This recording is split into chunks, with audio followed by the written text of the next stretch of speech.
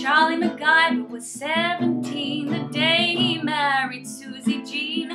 Built her a cottage in Aberdeen with a roof and a door top he painted green. Sweet Susie Jean had just turned 21 the day she gave birth to their beautiful son. But the labor was long and her pain was too strong. She never saw further than 21.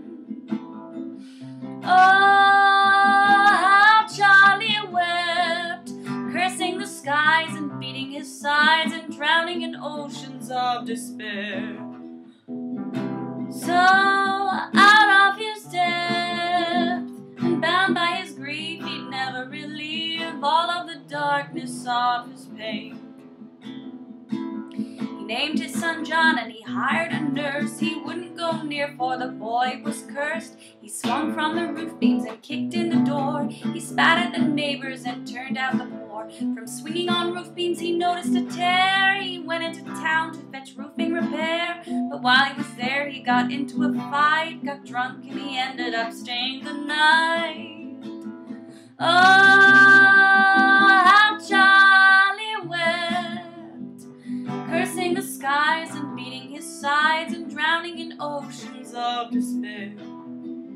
So out of his depth and bound by his grief, he'd never relieve all of the darkness of his pain.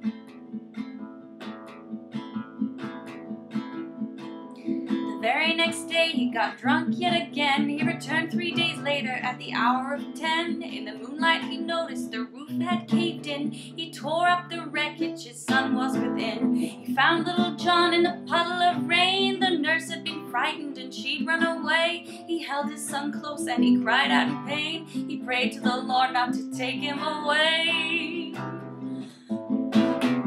Oh, how Charlie wept, cursing the skies and beating his sides and drowning in oceans of despair.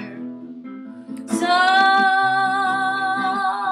out of his depth and bound by his grief, he'd never relieve all of the darkness of his pain.